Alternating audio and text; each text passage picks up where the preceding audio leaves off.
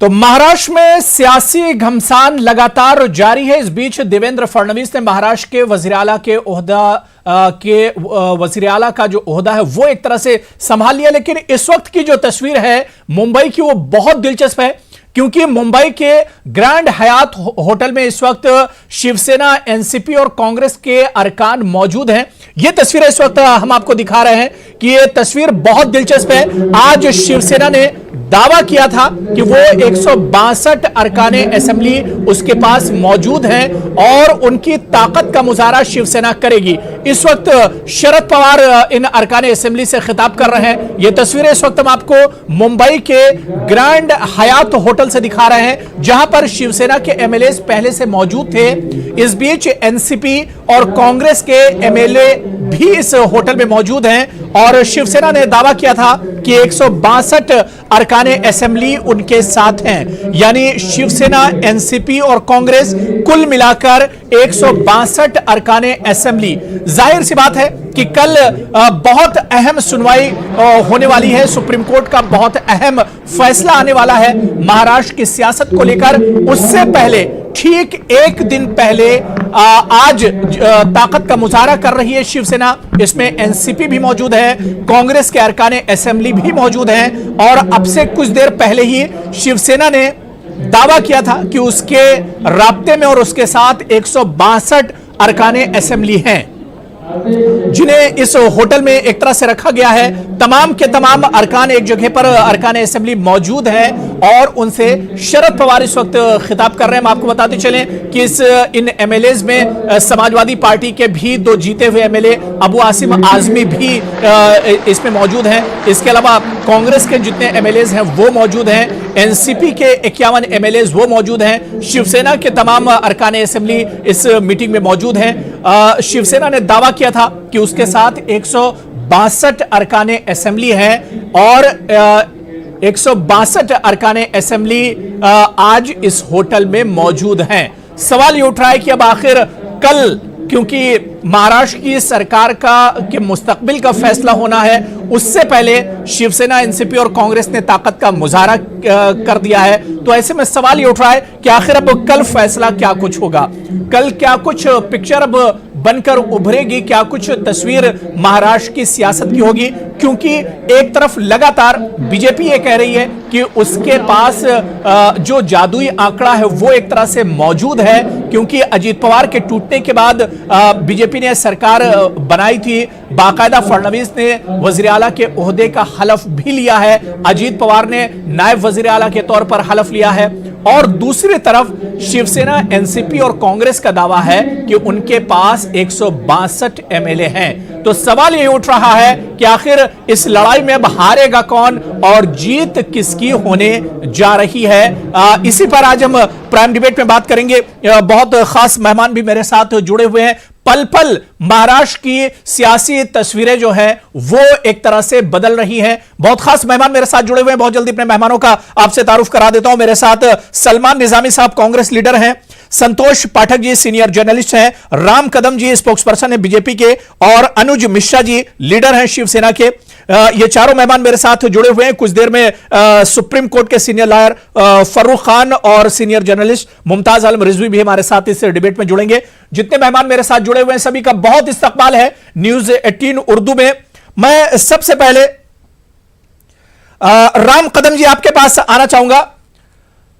आप देख सकते हैं कि इस वक्त मुंबई का ग्रैंड हयात होटल जो है, पूरी जो नजरें हैं इस वक्त महाराष्ट्र की इसी होटल पर टिकी हुई हैं। राम कदम जी, शिवसेना ने आज दावा किया था कि 162 एमएलए जो हैं उनके पास मौजूद हैं और इस होटल में इस वक्त शिवसेना, एनसीपी और कांग्रेस के तमाम जो एमएलए हैं वो मौजूद हैं। यानी अपनी ताकत और अपनी पावर का एक तरह से मुजाहरा यहां पर शिवसेना, एनसीपी और कांग्रेस कर रही है। राम कदम जी,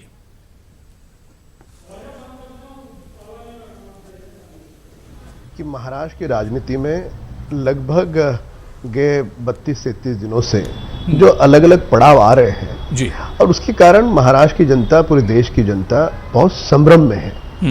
पर मैं जिम्मेदारी के साथ बताता हूं कि हमारे पास पूरी तरह से जो विश्वास मत के लिए आंकड़े लगते हैं, वो सारे के सारे आंकड़ों की हमारे पास पूर्ति है। जब हमारे पास आंकड़े आए उसी समय हमने महामहिम राज्यपाल जी से हमने दावा किया सरकार बनाने का। हम सरकार बना चुके हैं। अधिवेशन के सत्र में पूरी तरह से अलग चित्र आपको दिखेगा। आज होटल में जोर जबरदस्ती से जबरन से किसी को बंदी बना करके कोई रखने का प्रयास करता है तो ये स्वाभिमान के विरोध में है। मतलब एक विधायक जो 4 लाख लोगों में से चुन के आता है, उनका ही दल उनके ऊपर अविश्वास दिखा करके उनको होटल में बंदी बना के रखा है। और आज का ये जो पूरा ड्रामा चल रहा है, संविधान में कोई प्रक्रिया नहीं है ऐसी। एक बार किसी ने सरकार बनाई तो सरकार बनाने के बाद पहली बात तो दूसरा कोई दल दावा पेश नहीं कर सकता जब तक वो सरकार का विश्वास मत हो नहीं जाता। ये बिल्कुल जिसे हम मजाक उड़ा रहे लोकतंत्र का, ये महामहिम राज्यपाल जी के पास गए, आज ये होटल में ड्रामा कर रहे हैं। ये सारा का सारा लोकतंत्र का मजाक है। जब महाराष्ट्र में अधिवेशन होगा, अधिवेशन में जो नंबर्स नहीं, ठीक है राम कदम जी, देखिए मजाक अपनी जगह, लेकिन अगर बात नंबर की होगी, सरकार नंबर पर बनेगी और शिवसेना ने दावा किया 162 नंबर्स का, मतलब कहीं ना कहीं बीजेपी के पास नंबर घट रहे हैं। हमारे पास पूरे नंबर हैं। जब अधिवेशन का सत्र आएगा तब आप देखोगे कि हमारे पास पूरे आंकड़े हैं और उन आंकड़ों के आधार पर भारतीय जनता पार्टी विश्वास मत पारित करेगी और हम जीतेंगे। ठीक है, इस बीच मेरे साथ मुमताज आलम रिजवी साहब सीनियर जर्नलिस्ट हैं, सहाफी हैं, वो भी जुड़ गए। डॉक्टर फर्रुख खान साहब सीनियर एडवोकेट हैं सुप्रीम कोर्ट के, वो भी इस वक्त मेरे साथ जुड़े हुए हैं। डॉक्टर फर्रुख से हम इस पूरे मामले का कानूनी पहलू भी इसके हम समझने की कोशिश करेंगे। डॉक्टर फर्रुख और मुमताज आलम रिजवी साहब, आप दोनों का भी बहुत इस्तकबाल है न्यूज 18 उर्दू में। मैं अनुज मिश्रा जी आपके पास आना चाहूंगा, क्योंकि ये पूरा जो गेम चल रहा है महाराष्ट्र में, ये नंबर का गेम है असल में। और आज शिवसेना, एनसीपी और कांग्रेस हयात होटल में मौजूद हैं और उनका दावा है कि उनके पास 162 एमएलएज है। लेकिन आपने राम कदम जी को सुना होगा इससे पहले, उन्होंने कहा कि अभी जो तस्वीर है वो पूरी तरह से साफ नहीं है और डिजिट हमारे पास भी हैं। यही दावा बीजेपी भी कर रही है। अनुज मिश्रा जी। अबू साहब, एक चीज देखिए, जो घटनाक्रम महाराष्ट्र में घटा इधर 2 दिनों में, उसमें देखिए जिस तरह से इन लोगों ने संविधान का चीरहरण करके और नाजायज अल्पमत में सरकार बनाने का जो दावा किया और शपथ भी ले ली, उस पर अगर नजर डालो तो ये लगता है कहीं संवैधानिक प्रक्रिया। ठीक है, एक तस्वीर मैं आपको दिखाता हूं। इस वक्त सीधी तस्वीर आ रही है हयात होटल से, जहां पर एमएलए एक तरह से शपथ ले रहे हैं, ओथ ले रहे हैं इस वक्त। ये तस्वीर भी आप देख लीजिए। 162 एमएलएज हैं एनसीपी, शिवसेना और कांग्रेस के, जो इस वक्त ओथ ले रहे हैं। उन्होंने पहले कहा था कि मेरे पास 162 हैं, जब चाहो मैं परेड करा दूंगा। क्योंकि मामला उच्चतम न्यायालय के दरवाजे पहुंच गया है और हम उच्चतम न्यायालय के न्याय करने के लिए आसान्वित हैं कि कल सुबह जो फैसला आएगा उस हिसाब से हम तीनों दल मिलके पूरा जो है संवैधानिक प्रक्रिया से सरकार का गठन करेंगे। मैं डॉक्टर फर्रुख आपके पास आना चाह रहा हूं। बहुत दिलचस्प है। देखिए, एक तरफ शिवसेना ये कह रही है कि बीजेपी जो है वो संविधान की धज्जियां उड़ा रही है, दूसरी तरफ शिवसेना कह रही कि बीजेपी उड़ा रही और बीजेपी कह रही कि शिवसेना धज्जियां उड़ा रही। लेकिन इस बीच जो नंबर गेम है, नंबरों का ही, डिजिट का ही एक तरह से गेम है। अब इसमें क्या सुप्रीम कोर्ट के सामने आखिर क्या कुछ ऑप्शन होंगे? क्योंकि जो तस्वीर इस वक्त आप टीवी स्क्रीन पर हमारे देख पा रहे हैं, 162 एमएलए जो हैं वो शिवसेना, एनसीपी और कांग्रेस के साथ हैं। दूसरी तरफ बीजेपी ये कह रही है कि जो जादुई आंकड़ा चाहिए वो बीजेपी के पास मौजूद है और वो उसे साबित करके रहेंगे। डॉक्टर फर्रुख।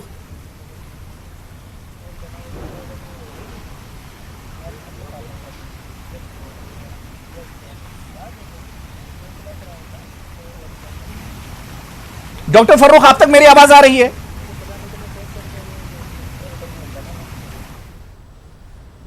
मुमताज आलम रिजवी साहब, आप मुझे सुन पा रहे हैं? जी मुमताज आलम रिजवी साहब, अब बहुत दिलचस्प हो गया है। एक तस्वीर इस वक्त मुंबई के हयात होटल से आ रही है, जहां पर शिवसेना, एनसीपी और कांग्रेस के 162 एमएलए मौजूद हैं। दूसरी तरफ बीजेपी दावा कर रही है कि उसके पास भी जादुई आंकड़ा मौजूद है और जब एक तरह से अक्सरियत साबित करनी होगी वो साबित कर देंगे। और तीसरी तस्वीर वो कल सुप्रीम कोर्ट में एक तरह से साफ होगी। बहुत दिलचस्प हो गया। अब महाराष्ट्र का ये जो सियासी जो खेल है बहुत दिलचस्प हो गया है। मुमताज आलम रिजवी साहब।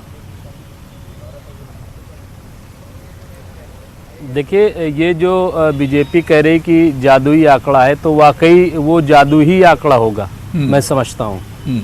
वो जादुई आंकड़ा होगा जो उनके पास होगा, वरना जो दिखने वाला आंकड़ा है वो हयात होटल में नजर आ रहा है कि 145 की जरूरत है। 162 जो है वो शिवसेना, कांग्रेस, एनसीपी लेकर के आई और बाकायदा वहाँ पे हलफ दिलाया जा रहा है। और ये सारी चीज़ें इसीलिए की जा रही हैं कि जो बीच में एक कंफ्यूजन क्रिएट करने की कोशिश की जा रही थी।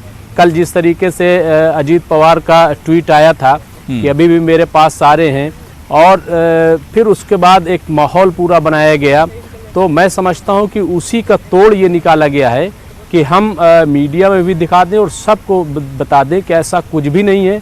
आज सुबह गवर्नर के पास तीनों पार्टियों के लीडरान गए।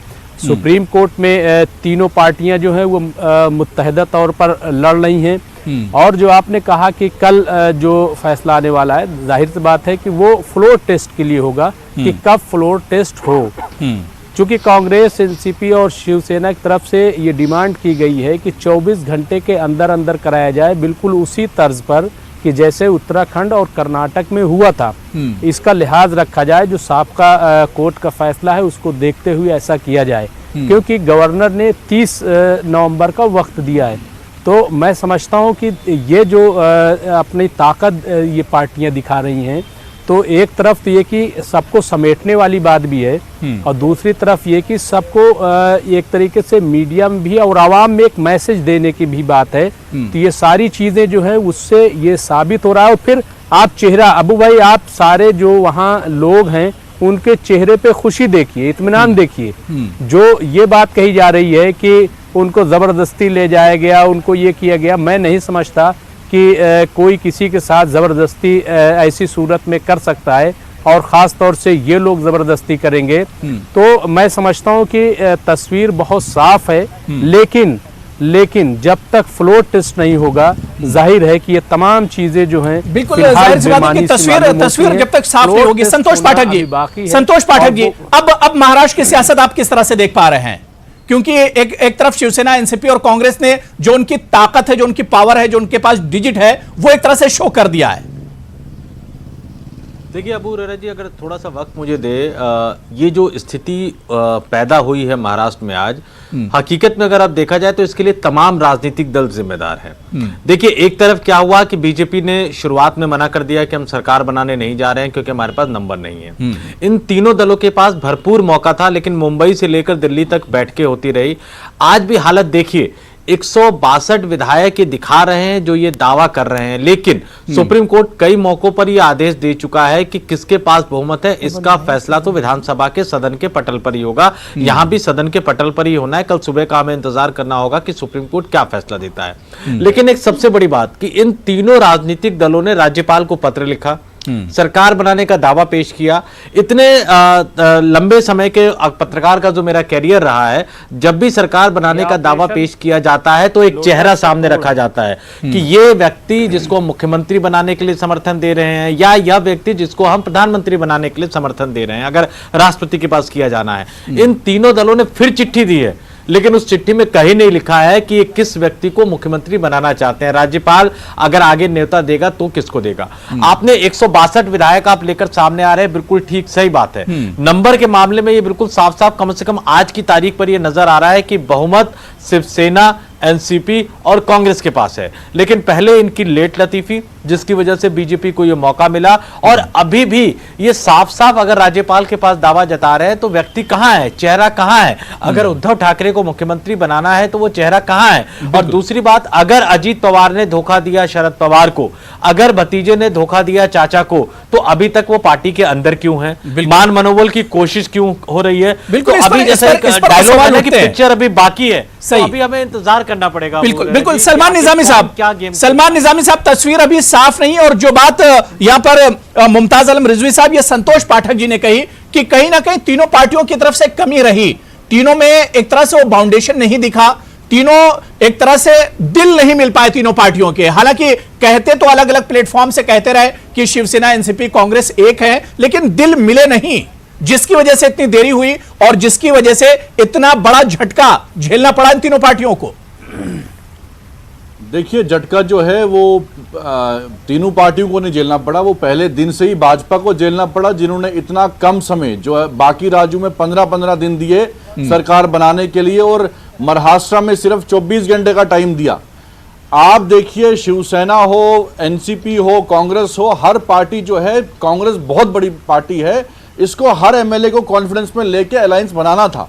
और दूसरी बात यह है कि इतना डर और खौफ क्यों था भाजपा को पहले दिन से?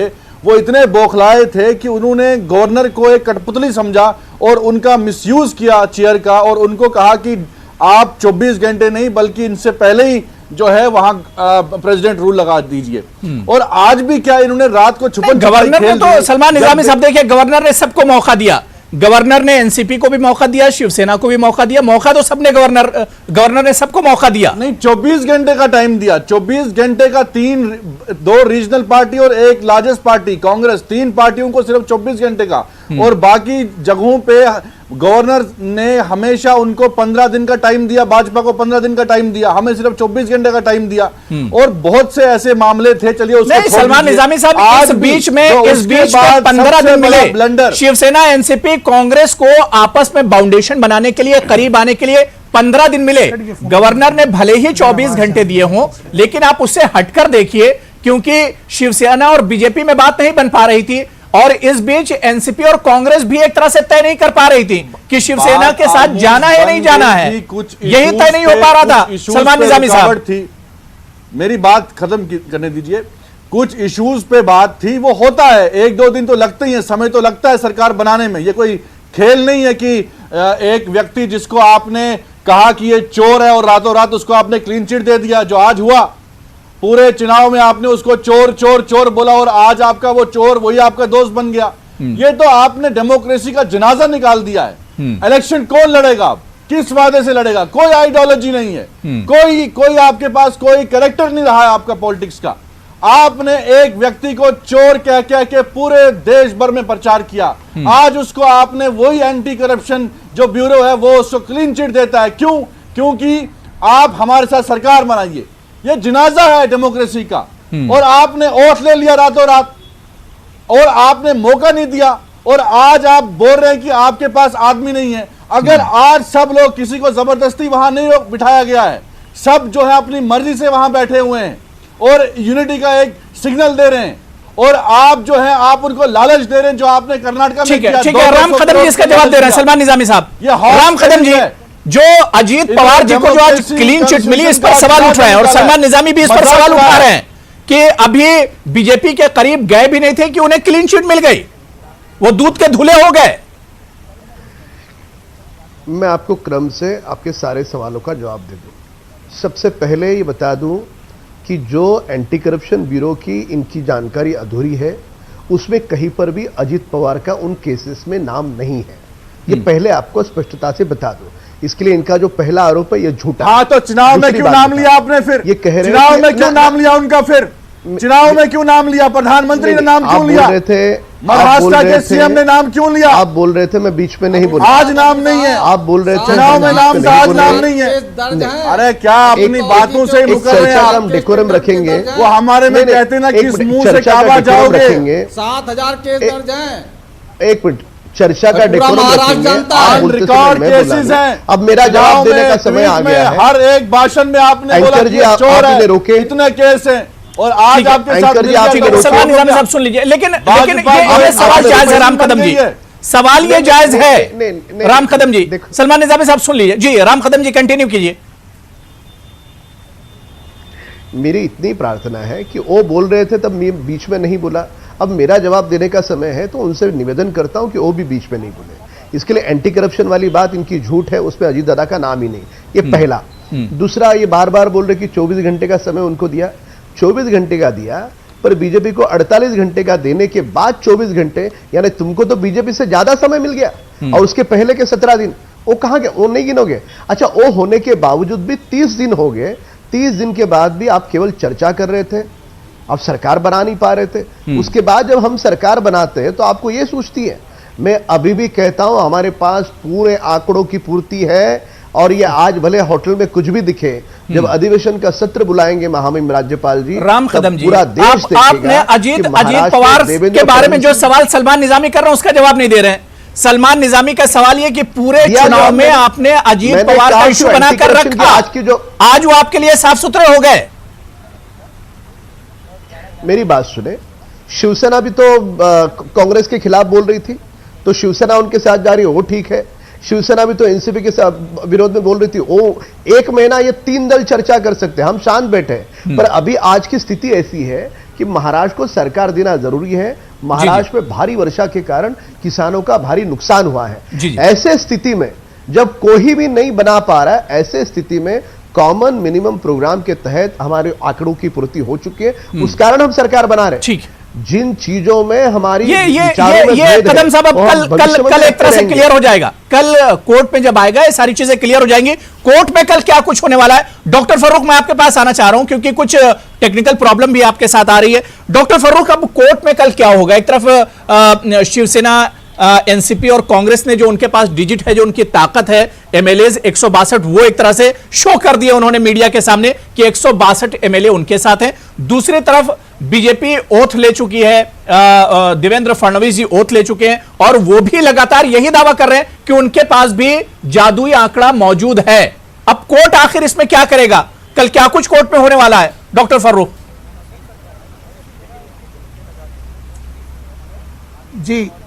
जी शुक्रिया।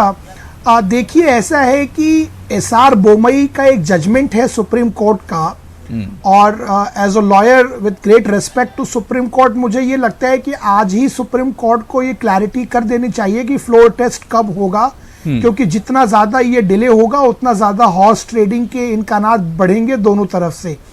अब इशू ये है कि अगर 162 लोगों की परेड करा दी गई जैसा आप बता रहे हैं, तो उसके बाद फिर अब ये जादुई आंकड़ा बीजेपी कहां से पूरा करेगी? आसमान से तो एमएलए आएंगे नहीं। लेकिन जो सबसे बड़ी प्रॉब्लम है, जो हम लोग इसको सिर्फ बीजेपी, सिर्फ सेना और शरद पवार में और कांग्रेस में देख रहे हैं, जो मुझे लगता है कि जो सबसे बड़ा मुद्दा है बहस का, वो ये है कि ये, मेरी जबान को माफ कीजिएगा, पर ये डेमोक्रेसी का नंगा नाच हो रहा है। जिस तरह से चीजों को मैनिपुलेट किया जा रहा है, जिस तरह से रात के 3:45 बजे प्रेसिडेंट रूल को रिवोक किया जा रहा है, जिस तरह से जो पार्टियां आपस में आइडियोलॉजिकल डिफरेंसेस पे बुनियाद पे खड़ी हैं वो साथ आ जा रही हैं, जो लोग, मतलब अल्टीमेटली महाराष्ट्र के लोगों को बेवकूफ बनाया जा रहा है। ऐसी गवर्नमेंट का फायदा क्या है? इसका लगता है, साफ साफ दिखता है कि हमारा जो पॉलिटिकल सिस्टम है इस वक्त का, वो इतना करप्ट और इतना बेकार, इतना कोलैप्स हो चुका है कि उसमें कोई गुंजाइश नहीं दिखती कि ये इंप्रूवमेंट होगा। अब आप ये देखिए कि शिवसेना और बीजेपी एक साथ, डॉक्टर फर्रुख, ये तो देखिए सियासत में तो नया नहीं है। आपने जम्मू कश्मीर में इससे पहले आपने देखा कि बीजेपी उसी पीडीपी के साथ चली गई थी। तो इस तरह से हमारी सियासत में तो इस तरह से होता रहा है। आप कहते हैं कि वो उनका पर्सनल डिसीजन है और उनको पार्टी से एक्सपेल नहीं करते हैं, सिर्फ उनको एनसीपी का विधायक दल के नेता से बर्खास्त किया जाता है, पोजीशन से हटाया जाता है। ये कुछ समझ में नहीं आ रहा है। मतलब I feel sorry for the people of Maharashtra कि एज अ डेमोक्रेसी हमने फेल कर दिया है उन्हें। और आप यकीन जानिए, जिस तरह से पिछले कुछ सालों में, चाहे वो उत्तराखंड का मैटर हो, कर्नाटका का मैटर हो, बिहार का मैटर हो, और अब महाराष्ट्र का मैटर हो या गोवा का मैटर हो, ये डेमोक्रेसी नहीं एनविजाज की गई थी हमारे फाउंडिंग फादर्स की तरफ से, जिन्होंने इस कॉन्स्टिट्यूशन को रचा। ये मजाक बना के रख दिया है इन लोगों ने। मतलब मुझे समझ में नहीं आता कि ये लोग क्या रिप्रेजेंट करेंगे मुल्क को, और ये क्या पब्लिक की वेलफेयर को। हाँ, लेकिन डॉक्टर फर्रुख, ये पहली बार नहीं हुआ है मुल्क में इससे पहले भी हो चुका है। कई मिसालें हमारे सामने हैं, इससे पहले भी ये हो चुका है कि आइडियोलॉजी सिर्फ कहने की होती है, नजरिया सिर्फ कहने के लिए होता है, लेकिन सबको इक्तिदार एक तरह से अच्छा लगता है, सबकी चाहत इक्तिदार और कुर्सी की होती है। और ये हमने देखा है, ये हमने जम्मू कश्मीर में भी देखा, ये हमने कर्नाटक में भी देखा, इससे पहले होता रहा है। मैं संतोष पाठक जी मैं आपके पास आ रहा हूं। संतोष पाठक जी, जो बात डॉक्टर फर्रुख यहां पर कह रहे हैं कि एनसीपी की तरफ से अभी भी एक तरह से सस्पेंस है। जाहिर सी बात है कि अजीत पवार पे कोई सख्त कार्रवाई न होना, उनके लिए कोई सख्त कदम न उठना, यह जाहिर करता है कि कहीं ना कहीं सस्पेंस है अभी एनसीपी की तरफ से। निश्चित तौर पर एनसीपी की तरफ से कहीं ना कहीं सस्पेंस का माहौल बनाकर रखा गया और इस वजह से बार बार शरद पवार को बाहर आके एक तरह से सफाई देनी पड़ रही है। कभी वो ट्वीट कर रहे हैं, कभी वो बयान जारी कर रहे हैं, कभी वो तमाम विधायकों को संबोधित कर रहे हैं। वो ये साबित करने की कोशिश कर रहे हैं कांग्रेस और शिवसेना के सामने कि देखो मेरे भतीजे अजीत पवार ने जो कुछ भी किया वो मेरी सहमति से नहीं किया। देखिए यहां सबसे बड़ी बात है कि इस पूरे विवाद के दो पहलू हैं अबू हुरैरा जी, वो हमें समझना होगा। नैतिकता, ये जो शब्द है शायद भारतीय राजनीति में इसको इस्तेमाल करने का हक आज के दौर में किसी भी राजनीतिक दल को नहीं है। किसी भी का नहीं का मतलब मैं कहता हूं कि किसी भी राजनीतिक दल को नहीं है। इस देश में भाजपा के समर्थन से मुलायम सिंह यादव मुख्यमंत्री बन चुके हैं। आज हालत यह है कि समाजवादी पार्टी के विधायक शिवसेना वाली सरकार को सपोर्ट करने के लिए उस विधायकों की बैठक में मौजूद है। तो पहले जो कांग्रेस ने किया वही भाजपा कर रही है, तो इस पूरे मसले पर कोई भी अलग नहीं है। दूसरी और सबसे बड़ी बात कि हाँ, निश्चित तौर पर कहीं ना कहीं राजभवन का दुरुपयोग किया गया है। आज के हालात में इस बात में कोई दो राय नहीं है। राजभवन का जो दुरुपयोग किसी जमाने में कांग्रेस किया करती थी, 100 से ज्यादा बार 356 लगाया गया, उसी का दुरुपयोग किया गया। वरना कोई वजह नहीं थी कि सुबह सुबह मुख्यमंत्री और उप मुख्यमंत्री को शपथ दिलाई जाए और बीजेपी अपने मुख्यमंत्री को इस अंदाज में शपथ दिलाए। जबकि इससे पहले हमने देखा कि अतीत में बीजेपी बिल्कुल स्टेडियम में और हजारों लाखों लोगों की भीड़ में तमाम बीजेपी राज्यों के शासित जो राज्य है उनके मुख्यमंत्री पहुंचा करते थे। तो निश्चित तौर पर गड़बड़ हुई है, इसमें कोई दो राय नहीं है। लेकिन नैतिकता की बात, एक दूसरे के भ्रष्टाचार की बात, अब यही अजीत पवार अगर शिवसेना एनसीपी कांग्रेस की सरकार बनती तो उप मुख्यमंत्री अजीत पवार होते, तो अब क्या कहती कांग्रेस और शिवसेना। तो ये नैतिकता वाला जो शब्द है, सलमान निजामी साहब, जो बीजेपी आज कर रही है कहीं ना कहीं कांग्रेस की देन है। जिस तरह से अभी संतोष पाठक जी बता रहे थे कि कांग्रेस के दौर में तो इस तरह से बहुत होता रहा है, अक्सर इस तरह की सरकारें बनी हैं।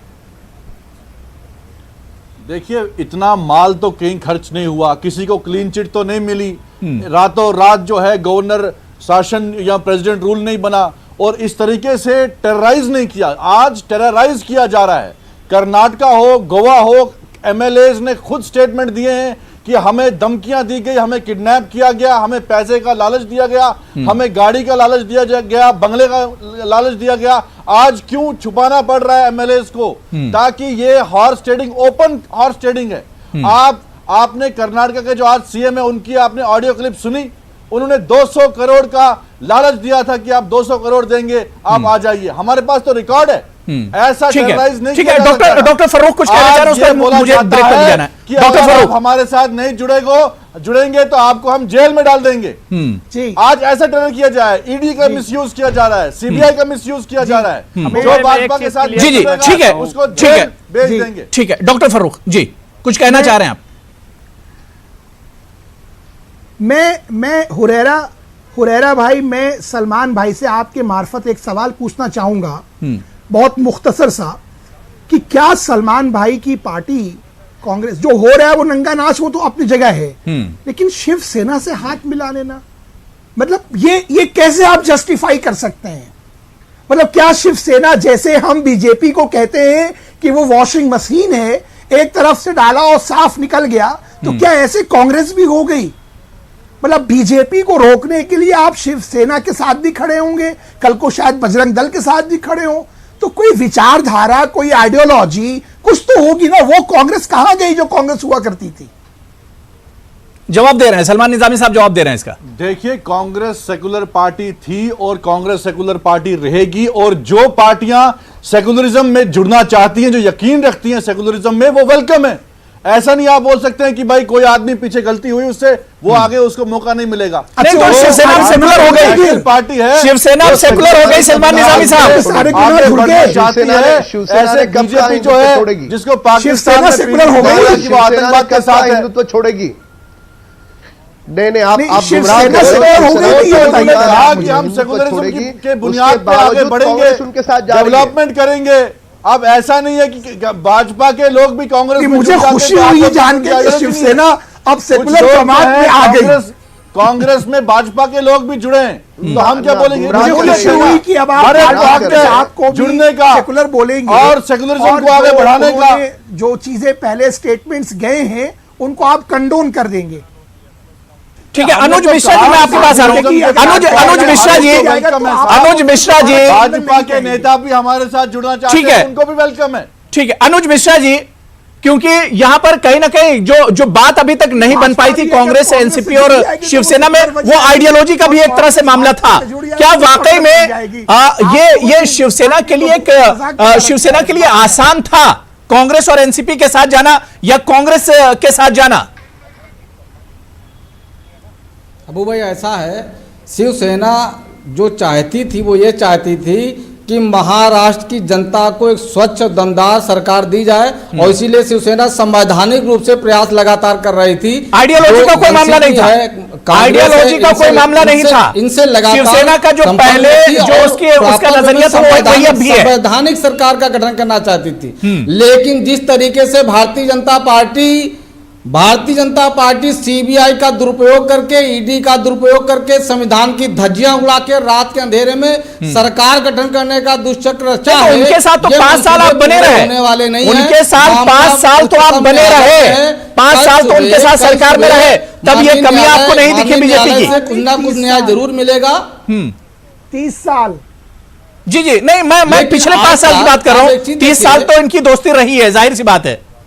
पिछले 5 साल में इन्होंने कमियां भी गिनाई है और साथ भी नहीं छोड़ा। अबू भाई आज ये देखिए कि आज सबसे जरूरी क्या है कि महाराष्ट्र की जनता में जो दुर्दशा है, किसानों की दुर्दशा है, बेरोजगारी है, जो महाराष्ट्र की जनता को सबसे पहले क्या चाहिए? विचारधारा चाहिए या एक अच्छी सरकार चाहिए? जो वहां की समस्याएं हैं उनको दूर करने के लिए क्या चाहिए?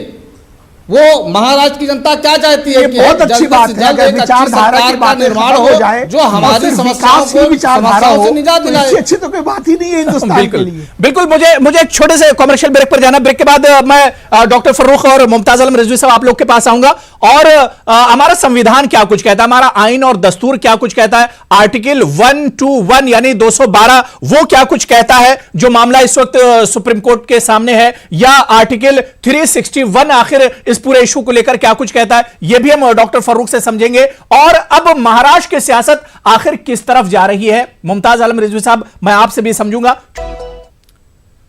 तो महाराष्ट्र में सियासत एक तरह से अपने शबाब पर है, और पल पल जो सियासी मंजरनामा है वो भी बड़ी तेजी से महाराष्ट्र में बदल रहा है। और इसी सियासी मंजरनामे पर हम आज प्राइम डिबेट में बात कर रहे हैं। बहुत खास मेहमान मेरे साथ आज डिबेट में जुड़े हुए हैं। मैं डॉक्टर फर्रुख आपसे आना चाहूंगा और कुछ कानूनी पहलू समझना चाहूंगा। डॉक्टर फर्रुख, कहा जाता है कि हमारा जो दस्तूर का आईन का जो आर्टिकल 212 है वो ये कहता है कि असेंबली की कार्रवाई को किसी भी अदालत में चुनौती एक तरह से नहीं दी जा सकती है।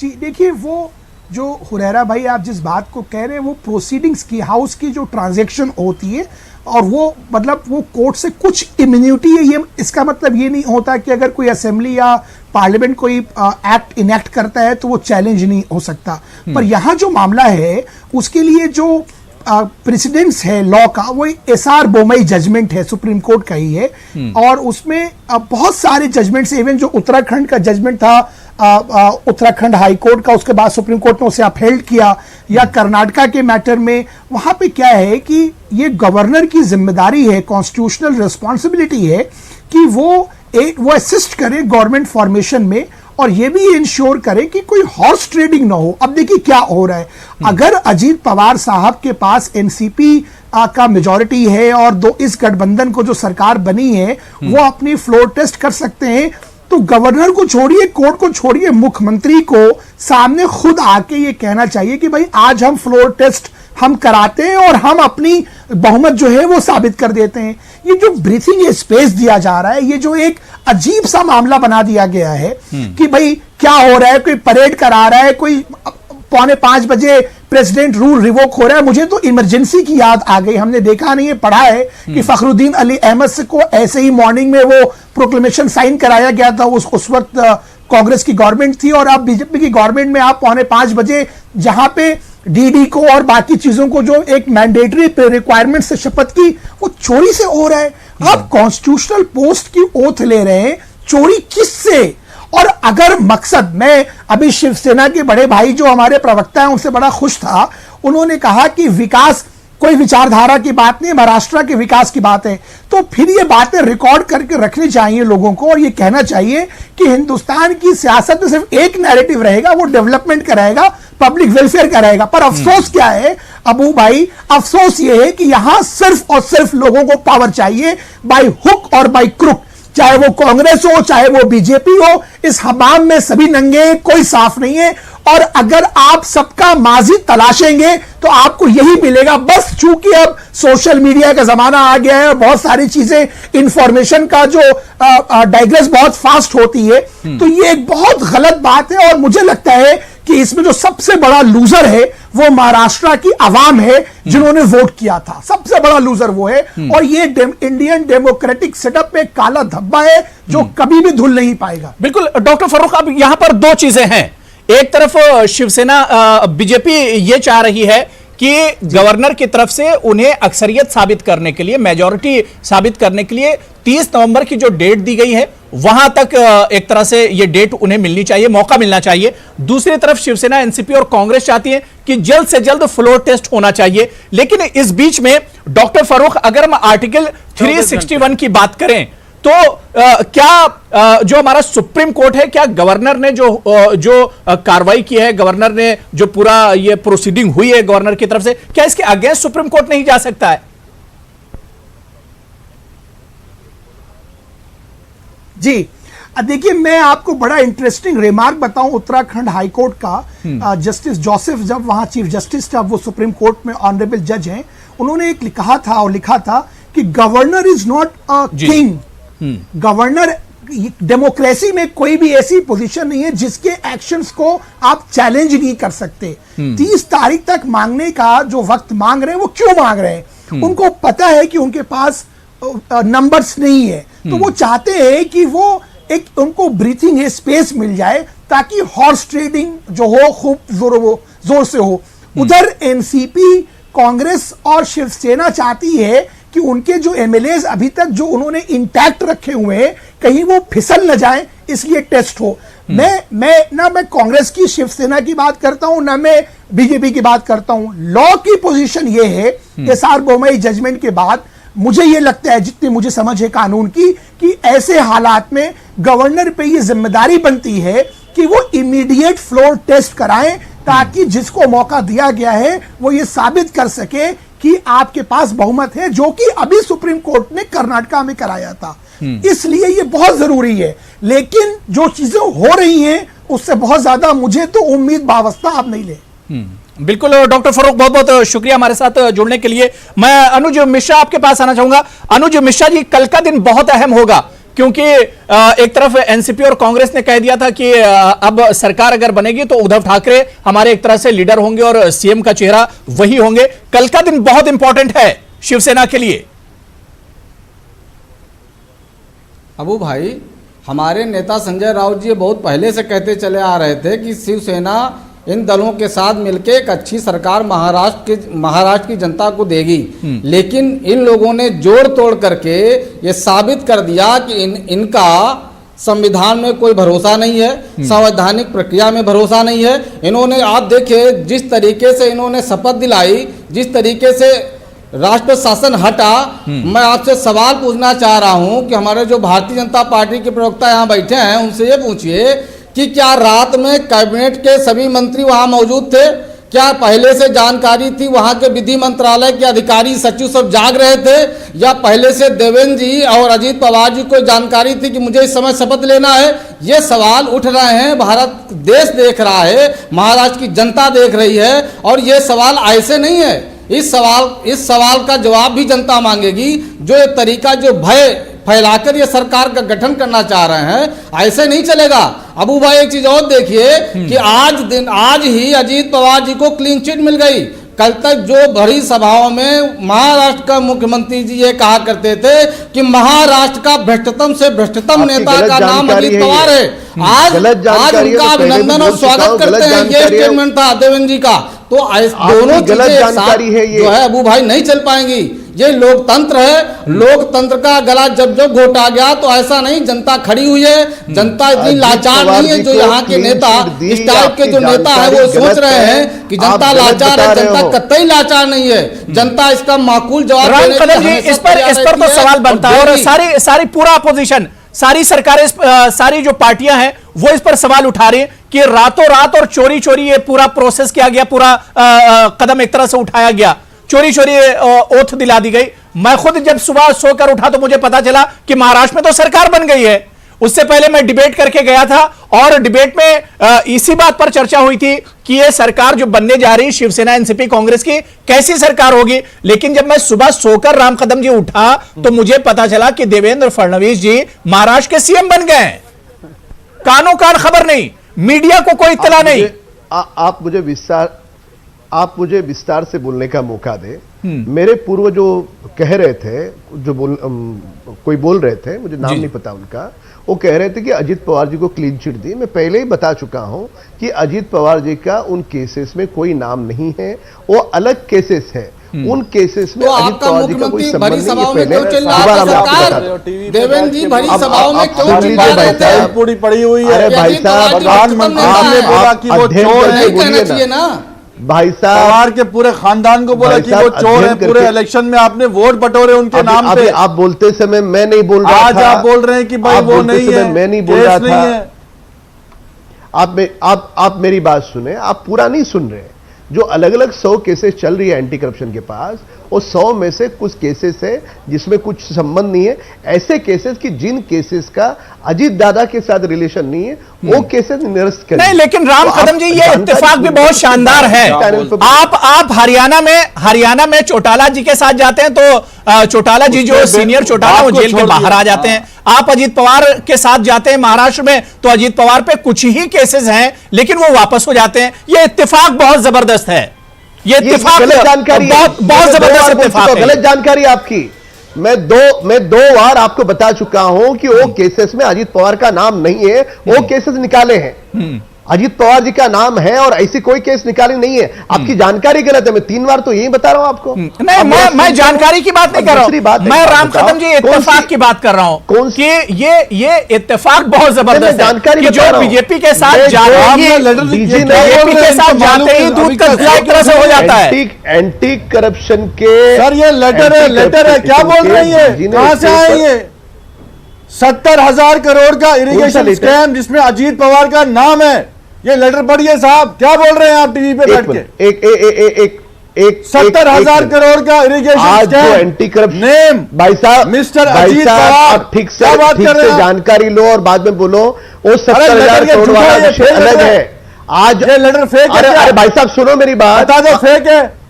आप सुनेंगे, आप सुनेंगे मेरी बात। आप बोलते हो उसमें नाम नहीं है। चौथी बार 70,000 अमाउंट भी लिखा हुआ है। जो केसेस निकाले हैं एंटी करप्शन ने, उन केसेस में अजीत पवार का कोई संबंध नहीं है। वो केसेस निकाले हैं नाम लिखा, मेंशन है, डीजी ने स्वयं का। आपको जानकारी नहीं है और अधूरी जानकारी के आधार पर बात कर रहे हो। ये अधूरी जानकारी आप क्या बोल रहे हैं? बात कर रहे हो आप अभी जाग के उठे? अरे उस केस में नहीं है, वो अलग केस है। सो के उठे हैं आप क्या? भाई साहब वो अलग के नहीं, एक एंकर साहब इस प्रकार से चर्चा नहीं होगी। या तो वो बोले या तो आप मिसलीड कर रहे हैं लोगों को। उनका 70,000 करोड़ का इरिगेशन स्कैम है, जानकारी जिसमें भाजपा ने उनको चोर कहा और आप बोलते हैं कि नाम नहीं था। ठीक है, नहीं राम कदम जी जो सवाल सलमान निजामी साहब उठा रहे हैं कि चुनाव में अजीत पवार और पूरी पवार फैमिली पर इसी चीज को लेकर हमला किया गया कि उन्होंने घोटाला किया है। क्या मोदी जी माफी मांगेंगे उनसे? एक मिनट, कि हमने फिर आप किसी को भी चोर बोल देंगे इलेक्शन में? हमारे इस चैनल पे सारे लोग एक साथ बोलेंगे, ऐसी चर्चा होगी? या एक का बोलने के बाद दूसरा नहीं बोल सकते ना, आप मिसलीड नहीं कर सकते, हम इंटरप्ट करेंगे। अरे शांत एंकर साहब, ठीक है राम कदम जी आप बात पूरी कर लीजिए। सलमान निजामी साहब मैं आ रहा हूं। ठीक है राम कदम जी जल्दी इस बात पूरी कर लीजिए। लेकिन जो सवाल वो कर रहे हैं उसका जवाब भी मुझे चाहिए। अजीत पवार जी के ऊपर जो केसेस है वो कोई भी केसेस हटाए नहीं है, वो केसेस चल रहे हैं, उनकी इंक्वायरी हो रही है।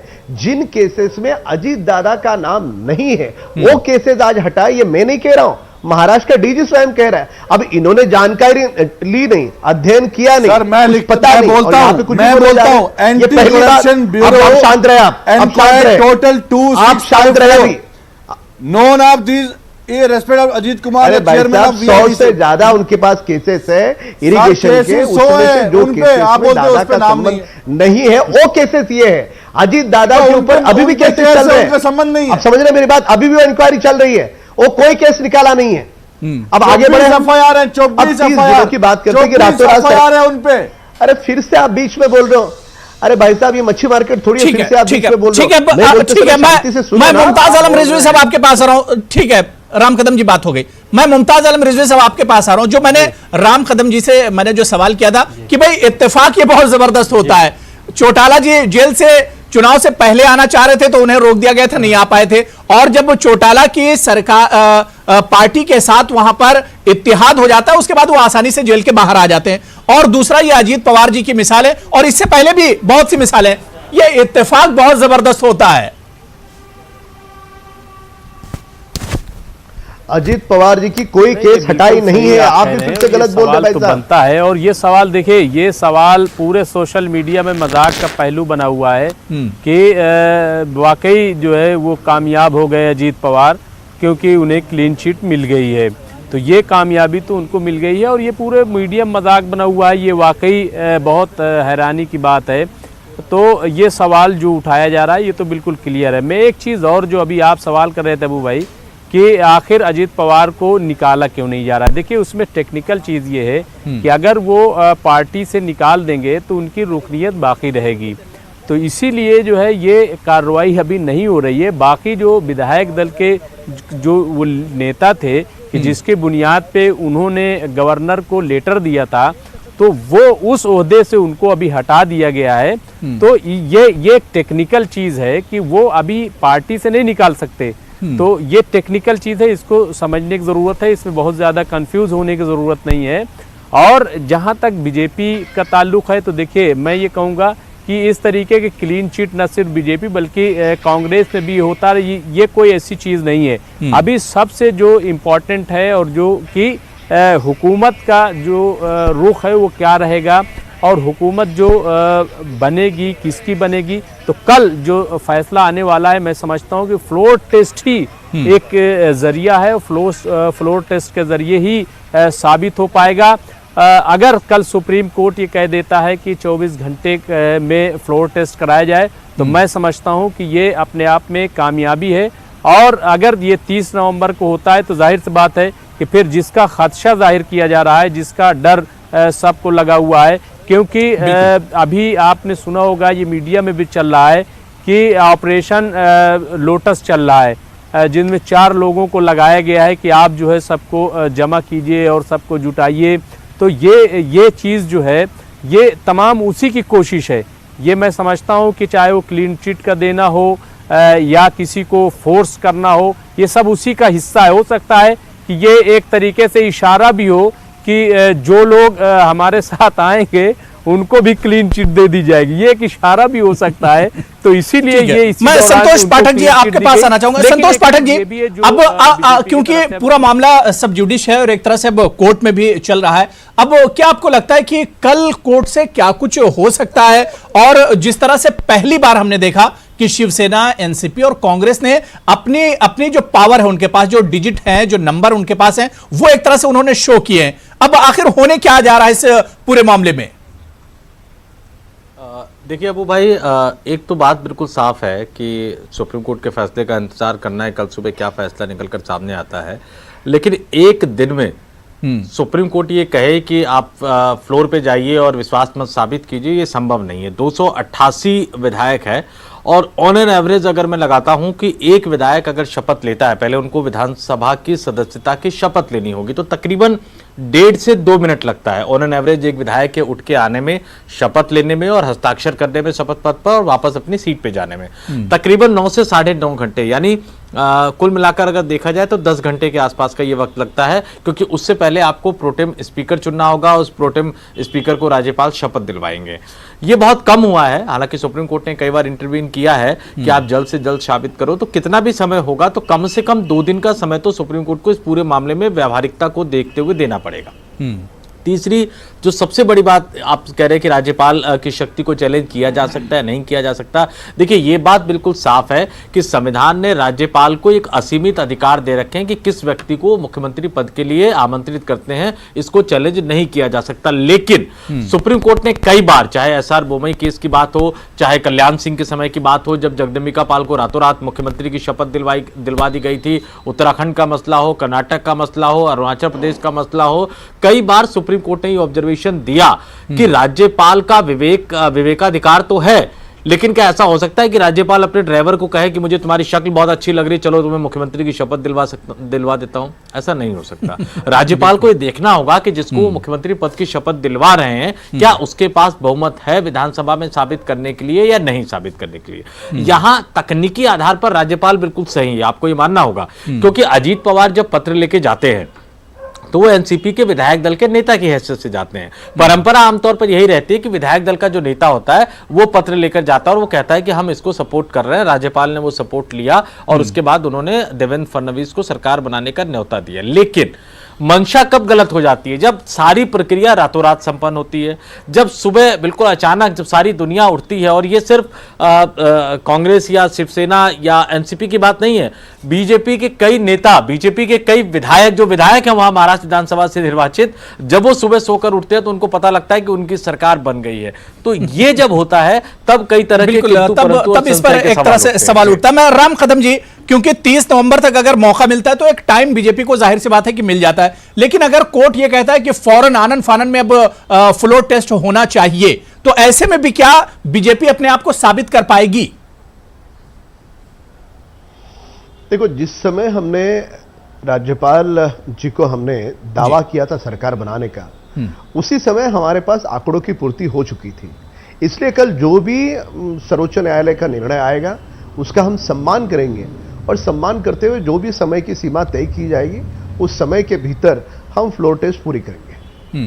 सलमान निजामी साहब, एक तरफ 162 जो एमएलएज हैं वो हैं, और दूसरी तरफ बीजेपी का भी यही दावा है। जहां से हमने डिबेट शुरू किया था, मैं वहीं पर डिबेट खत्म करना चाह रहा हूं कि बहुत दिलचस्प है सलमान निजामी साहब। मैं तो आपको इतना भी बोल दूंगा ऑन रिकॉर्ड, 162 नहीं, कल और भी बढ़ सकते हैं। शरद पवार जी ने भी ये बोला। अब उनको पता नहीं कहां से आ जाएंगे वो एमएलए, वो आपके सामने जो हमारे पास है इसमें बढ़ेंगे भी, इसमें बढ़ेंगे भी, और हमें उम्मीद है कि बहुत मजबूत सरकार बनेगी। तस्वीर बदल जाए, क्योंकि रात में देखिए बहुत कुछ हो जाता है और मुंबई इनके को पास वैसे भी रात पैसा में तो जगती बहुत है, रहती है। इनके पास अंबानी भी है, अडानी भी है, सब कुछ इनके पास है। पैसे का खेल अगर करेंगे तो हो सकता है, लेकिन हमने तो अभी तक अपना वो दिखा दिया कि हमारे साथ कितने लोग हैं, एमएलए सारे जो है यूनाइटेड हैं। फिर वो आगे ब्लैकमेलिंग करे, क्या करे, वो उन तक नहीं। लेकिन अब सलमान निजामी साहब, बहुत देखिए दिलचस्प हो गया मामला। 162 एक तरफ है, लेकिन बीजेपी पीछे हटने के लिए तैयार नहीं है।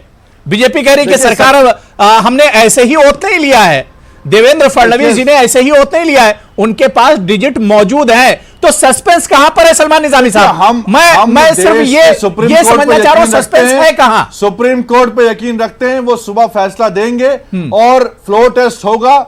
जो जितना पानी में होगा, जहां है वो सामने फैसला आएगा। मुमताज आलम रिजवी साहब, मैं लास्ट कमेंट आपसे लेना चाहूंगा कि सस्पेंस कहां पर है? बीजेपी भी दावा ठोक रही है और शिवसेना, एनसीपी और कांग्रेस भी दावा ठोक रही है। अब आखिर सस्पेंस कहां पर रह जाता है? ये जो पिक्चर अभी बाकी है, ये कहां पर है? क्लाइमैक्स क्या होगा इसका?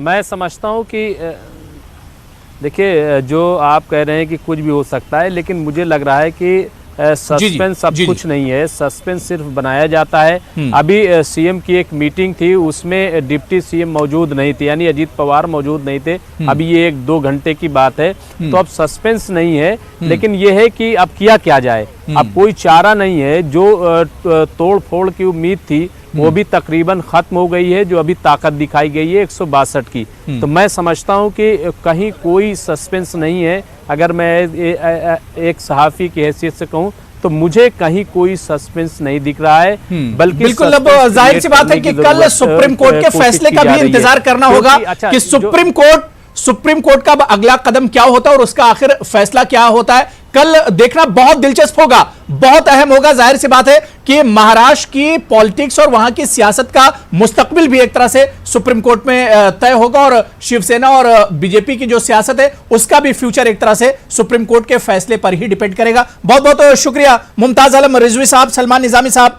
संतोष पाठक जी और राम कदम साहब, सभी का बहुत बहुत शुक्रिया मेरे साथ प्राइम डिबेट में जुड़ने के लिए और अपना कीमती वक्त देने के लिए। आदाब।